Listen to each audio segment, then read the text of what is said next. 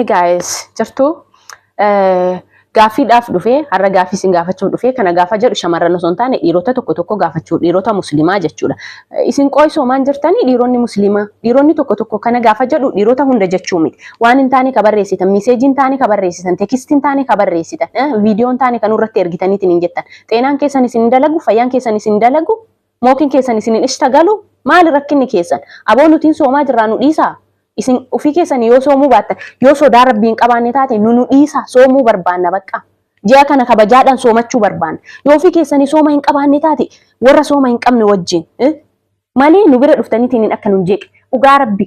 maal akka jettaniitiin nama bira barreessitanillee beekaa deema maal akka barreessitanii fi maal barreessuu akka qabdan beekaa deema dammootiyyuu maaliif tacamaallayxan akkanatti ji'a soomaati ji'a ramadaanaa kana ji'a ulfaata ji'a rabbiin kabaje ji'a waan dhabdeetti argattu waan hongufteetti argattu ji'a onneen kee ka gogeetiin hin jedhe itti jiidhu rakkoon kee hundi itti furmaata argatu ji'a furtuun siif kennama waan ati xalabde guutuu argattu kana keessa akkami waan hin taane barreessitaniisi baalageedhaan kun qoshaasha kanniin wajjin qoxxoramneetiin miliyoona 130 jedhamneetiin qoxxoran kan akkanaa kunillee dhiira keessa qoxxorameetiin jedha waan hin taane aanan irratti hin barreessina hin barbaadu iddoo ji'a ramadaana ji'a ulfaataa kana dhiisiiti yeroo ramadaan hin jirreyyuu ani waan hin taane hin barbaadu narratti hin barreessina bakka ani alfalligim ayas falligenyi hin barbaadu bakka narratti akkam barreessin maal na fayyada faayidaan isaa maali jarana soomaa yoo ofii keessanii soomuu baattaniitiin hin jetta nu sooma nurraa cabsuuf hin deemina soomni yoo lulluuqattee tamara afaan kaatteetiin hin jetta hiikame waan hin taane dalagee eenyu siin jedha eenyu siif eeyyameetiin hin jedha maaltu siif eeyyame waan hin taane narratti hin barreessina silkii koo namoonni qabdaniitiin hin jettan narratti hin barreessina silkii qayayyartanii warroonni narra barreessitaniitiin hin jettan narratti hin barreessina an tekstii keessan hin barbaadu salaama keessan hin barbaadu nama biroo irra qara'aa deemaati ka salaama narra qara'u ka nagaa qabu ka keerii dalagatu ka kilmaa gaarii jawaabu baay'ee jira bakka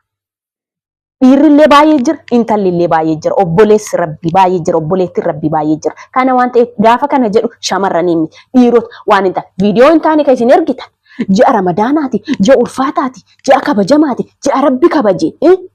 ji'a wooma dhaban guutuuyyuu itti argatan kana keessa ati waa akkamitti waan hin taane dalayda maaf hin saalfanne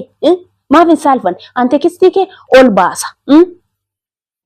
kana waan ta'eef iyyuu tekstii bicha miti gaafa viidiyoon naa dawwalteetiin jettu kana yoo jedhu dhiira hunda miti eenyuuf akka jedhaa beekamaadha viidiyoo sirraa waraabee viidiyoon lafa jira deebisee viidiyoo kee ol baasa hin saalfattu abbaa keetiif hin saalfattu haadha keetiif hin saalfattu ka keessa dhalatte ardaa kee gorabeetii kee fira keetiif hin saalfattu waan hin taane yoo dalaytu yoo dubartii wajjiin tajanaajjanaa bultu halkan guutuu ji'a ramadaanaati.